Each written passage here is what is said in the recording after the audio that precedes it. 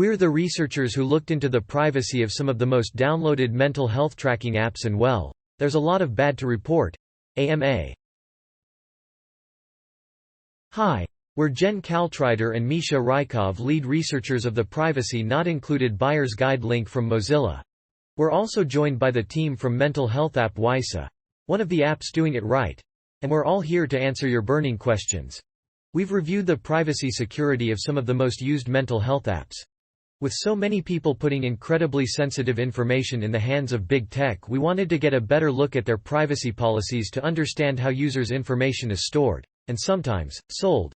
Here is a summary of what we found. 20 of the 32 apps we reviewed earned our Privacy Not Included warning label. This includes popular apps like BetterHelp and Sanvelo, with millions of downloads, which happen to be some of the worst in the bunch. Privacy is not default, and consent is like the Wild West. 2 apps made our best of category, including Wysa, who's joining us today. Learn more about our findings here. Link AMA about our research, our guide, or anything else. Proof. Here's our proof. Link. Thank you all for participating.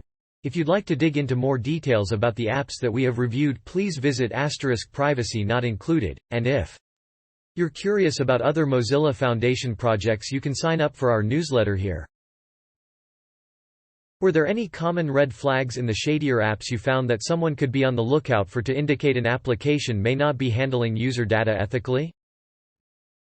Some of the most common red flags from our experience are: an app confronts you with lots of questions about your mental health and other sensitive data straight after download, before actually informing you about its privacy practices and how this data might be used.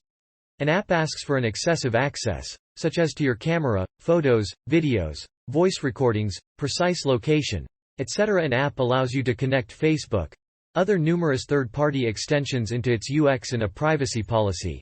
It is not clear if you can easily get your data deleted based on the app's privacy policy, usually a CCPA section. Some of the app's practices may be considered a sale of personal information under the Californian law. You are able to log in with a super weak password, such as 111,111 feet or QWERTY. An app manipulates you into giving it consent for sharing data for advertisement after signing up for an app. Your email is being overflowed with the app's marketing communication, and you do not recall permitting sending you any marketing emails whatsoever. App's age ranking differs with a perceived age ranking.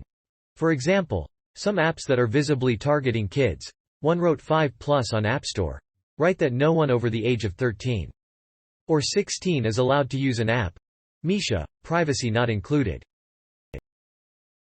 This reminds me of when you guys reviewed mental health apps last year too. For companies that want a passing grade in your Privacy Not Included, what's the cheat sheet?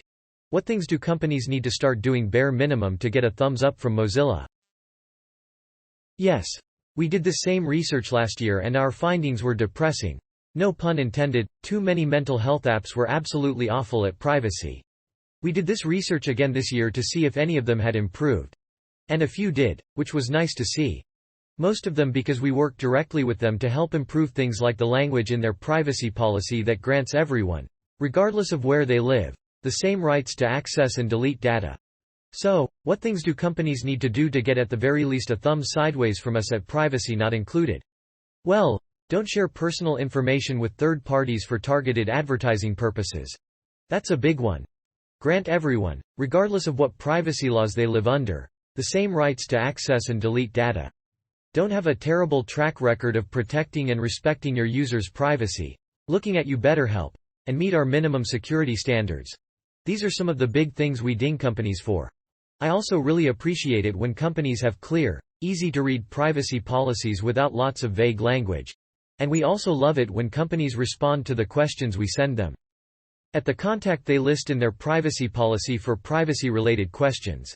It's amazing how many companies don't seem to actually monitor that link. If anyone would like to read our methodology for reviewing companies, you can find it link as for what a company has to do to get a thumbs up from us. Well, that is much harder. Companies that make our best of list go above and beyond with privacy. They have lean data practices, meaning they collect as little personal information as possible, sometimes none at all. They write excellent privacy policies, like Wysa's. Theirs is one of the best we've read. They have an excellent track record. There aren't many of those companies, which is why it's pretty cool WiSA agreed to join us here today to talk about why they do what they do, putting privacy first. Gen C, privacy not included.